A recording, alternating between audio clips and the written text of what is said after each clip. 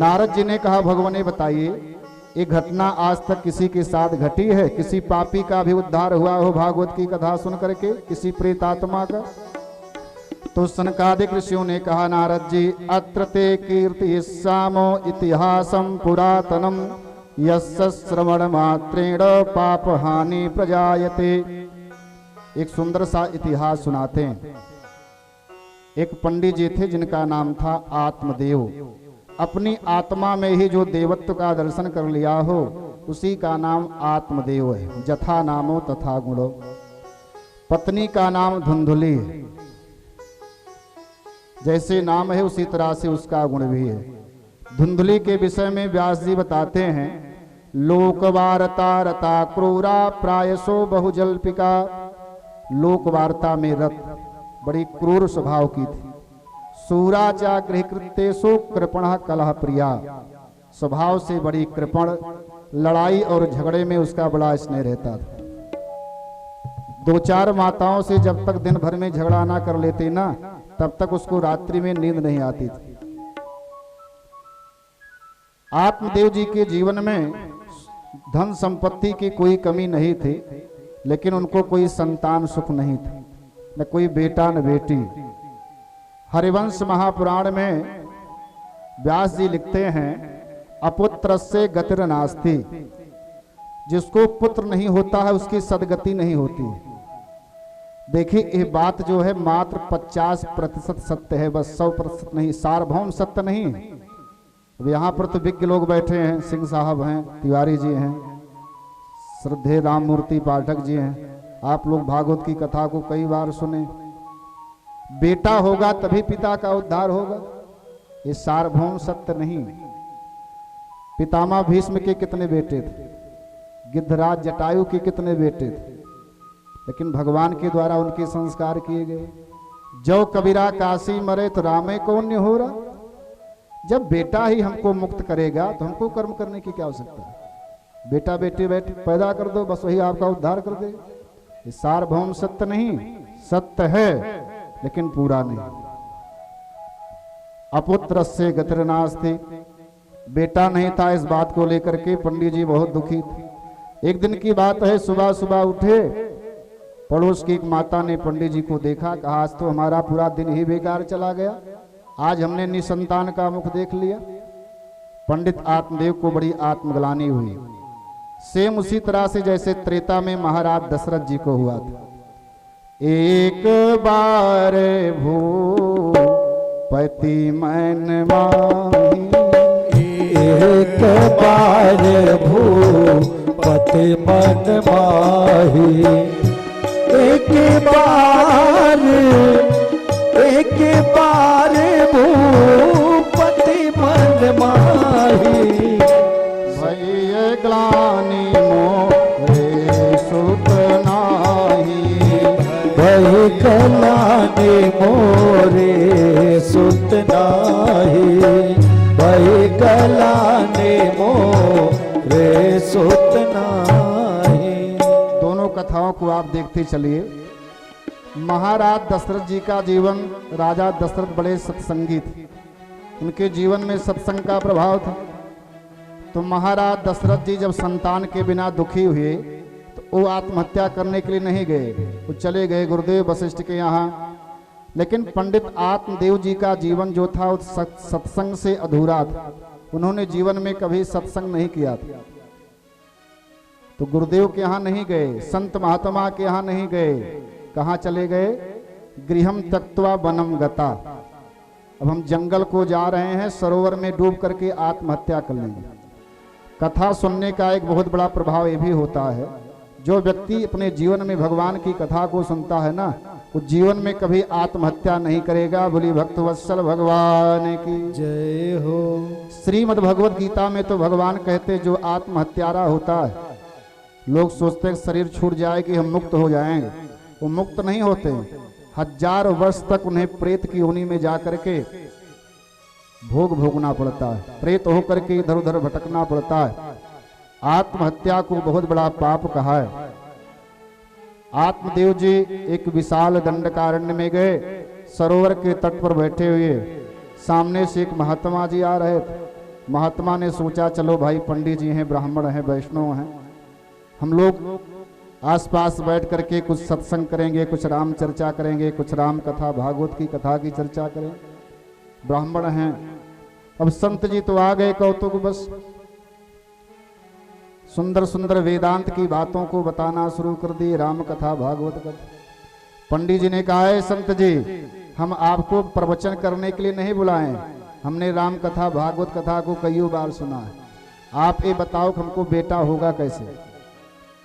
तो संत ने सोचा अरे हम तो सोच रहे थे भगवान के लिए रो रहा है, ये भगवान के लिए नहीं रो रहा है, ये तो संसार के लिए रो रहा है। बोली भक्त वत्सल भगवान की जय हो।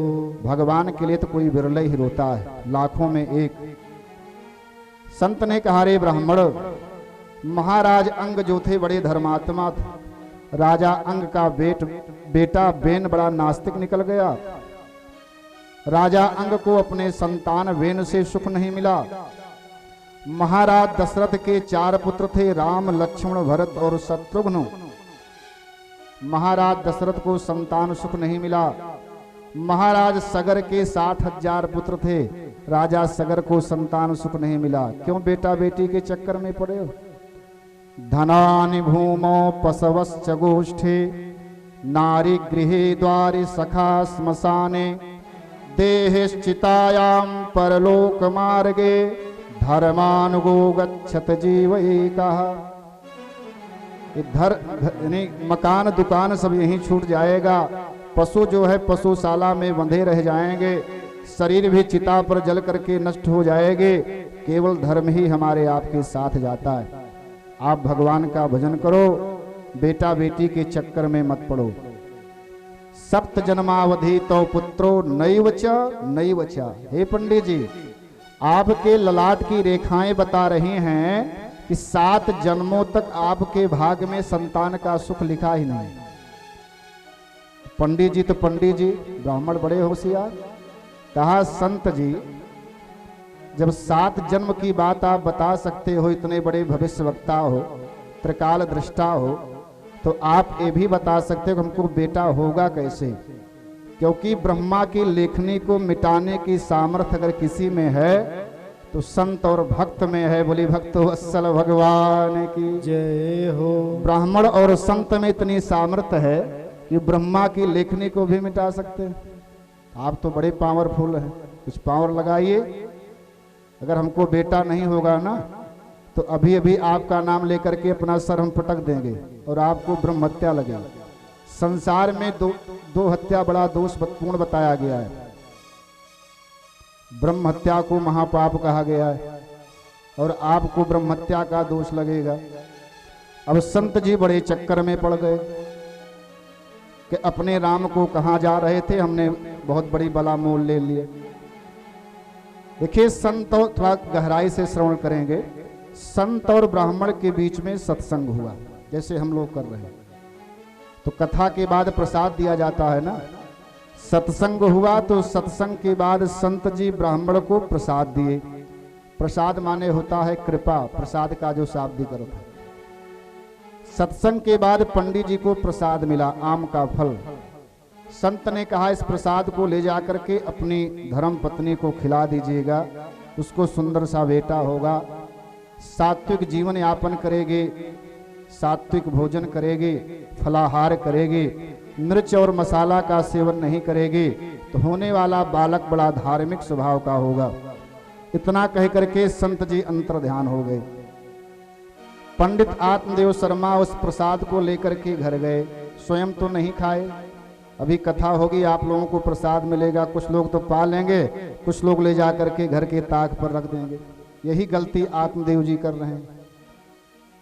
तो न तो स्वयं खाए, ना तो अन्य किसी को खिलाए, अपनी पंडितानी धुंधुली को दे दी।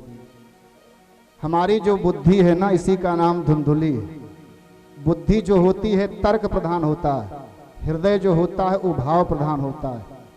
कथा बुद्धि प्रधान नहीं है, भगवान की कथा में हृदय प्रधान है। भगवान की कथाओं में जो बड़ा बुद्धि लगाते हैं ना, वो फेल हो जाते हैं। भगवान की कथा को हृदय से सुनना चाहिए। रसिका भो विभावुका, श्रोता जो है रसिक होना चाहिए और भावुक होना चाहिए।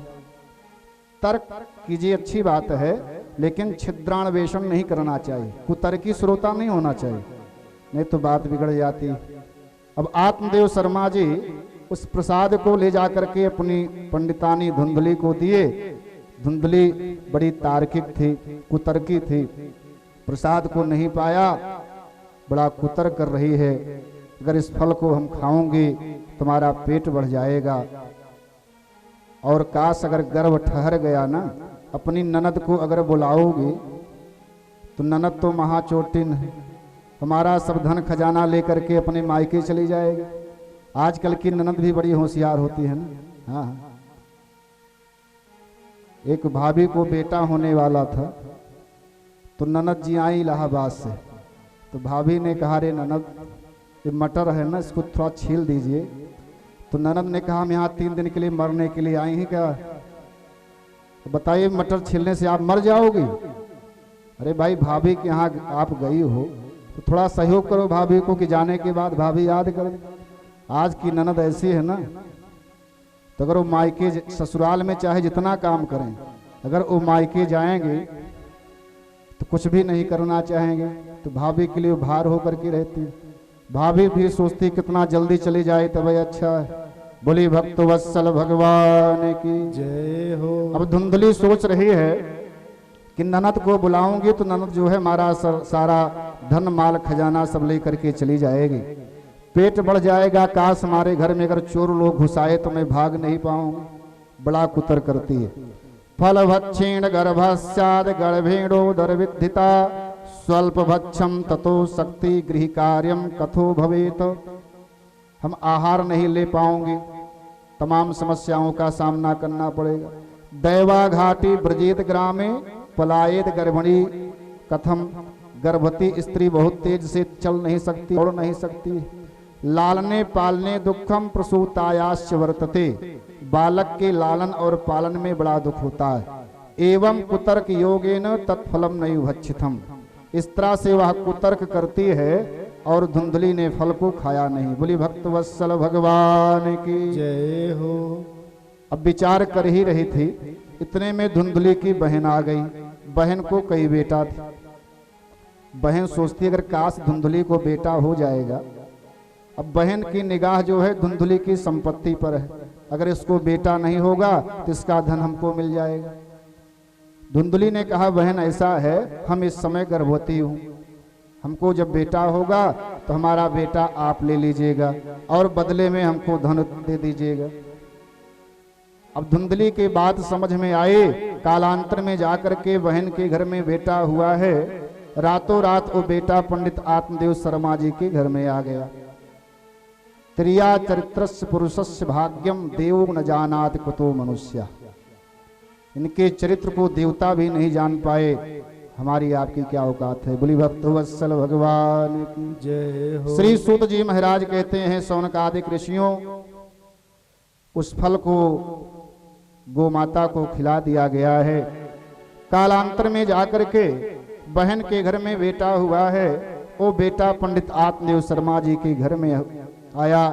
बालक के रोने की आवाज पंडित आत्मदेव शर्मा के कानों में पहुंची। पूरे मोहल्ले में हल्ला हो गया कि पंडित जी के लल्ला हो गया। बोली भक्त वत्सल भगवान की जय हो।